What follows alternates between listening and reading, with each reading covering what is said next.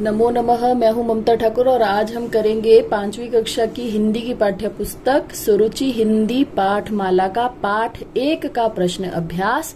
और ये है एक कविता जिसका नाम है बढ़े चलो। पहला प्रश्न देखिए, यह कविता किसने लिखी है। दूसरा प्रश्न है, कविता के अनुसार तन बिखरने पर भी क्या नहीं करना है। तो उत्तर आएगा, तन बिखरने पर भी रुकना और झुकना नहीं चाहिए। कवि किन परिस्थितियों में भी अड़े रहने के लिए कह रहा है। उत्तर होगा, घायल होने की परिस्थितियों में भी। घ, हमें किसकी तरह चलना और जलना है। तो उत्तर है, नई मिसाल की तरह चलना है और नई मशाल की तरह जलना है। लिखित भाग देखिए। प्रश्न 1, प्रण कब निखर उठता है।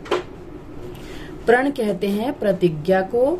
तो आपकी प्रतिज्ञा में निखार कब आता है, जब सामने हिम शिखर हो तो प्रण निखर उठता है। हिम शिखर कहते हैं बर्फ की चोटी को।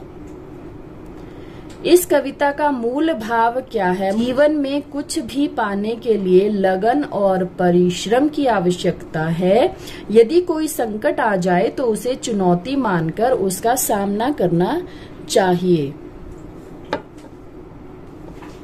ग भाग देखिए, कवि के अनुसार बढ़ते रहने के लिए क्या क्या नहीं करना है। तो उत्तर होगा, आगे बढ़ने के लिए रुकना और झुकना नहीं है। आप चाहें तो प्रश्न पूरा लिख सकते हैं कि कवि के अनुसार बढ़ते रहने के लिए रुकना और झुकना नहीं है। घ भाग देखिए, स्वतंत्रता का मोल किस प्रकार दिया जा सकता है। तो उत्तर होगा, स्वतंत्रता का मोल अशेष रक्त तोल कर दिया जा सकता है। आगे प्रश्न 2 देखिए, कविता की पंक्तियां पूरी कीजिए। तो इसके लिए आप पहले कविता को कंठस्थ करें, उसके बाद इन पंक्तियों को पूरा लिखिए।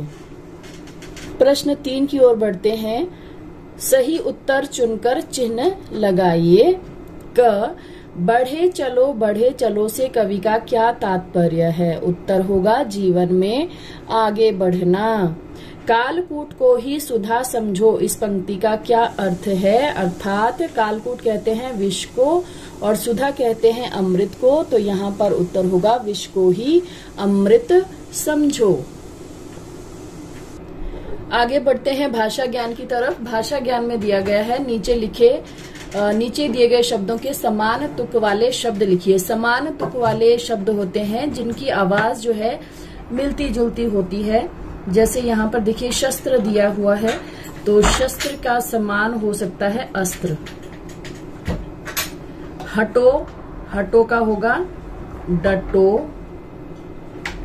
अटूट, कालकूट।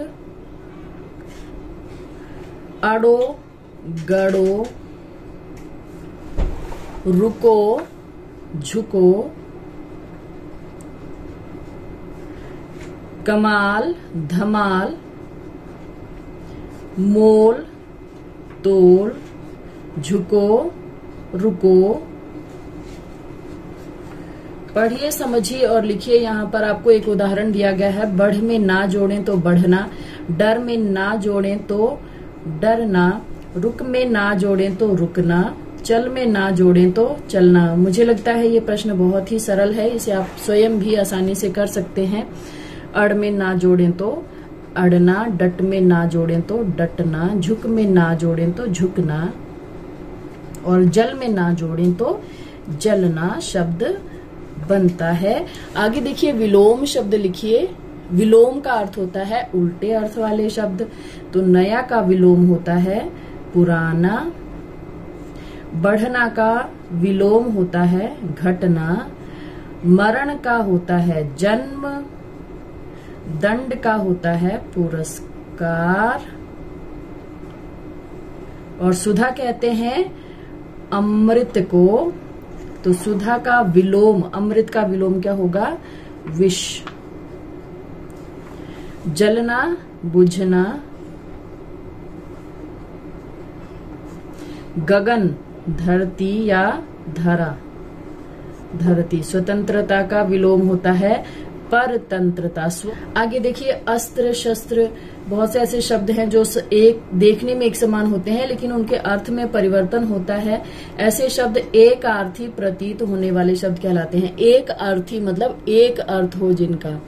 तो यहाँ पर अस्त्र और शस्त्र यहाँ पर आपको स्वयं दिया गया है। अस्त्र होते हैं जो हाथ में पकड़कर चलाए जाने वाले हथियार होते हैं जैसे तलवार आदि, और शस्त्र होते हैं जो फेंककर चलाए जाने वाले हथियार होते हैं जैसे भाला आदि। अब इन शब्दों के वाक्य बनाइए जिससे उनके अलग अलग अर्थ स्पष्ट हो जाएं। तो ये प्रश्न आप लोग स्वयं कीजिए, आपको थोड़ा सा वैसे बता देती हूँ कि करना कैसे है। दया होता है, हमें वन्य प्राणियों पर दया करनी चाहिए। कृपा, ईश्वर की कृपा हम सभी पर बनी रहे। उत्साह, ग्रीष्मकालीन छुट्टियों के लिए बच्चों में बहुत उत्साह था।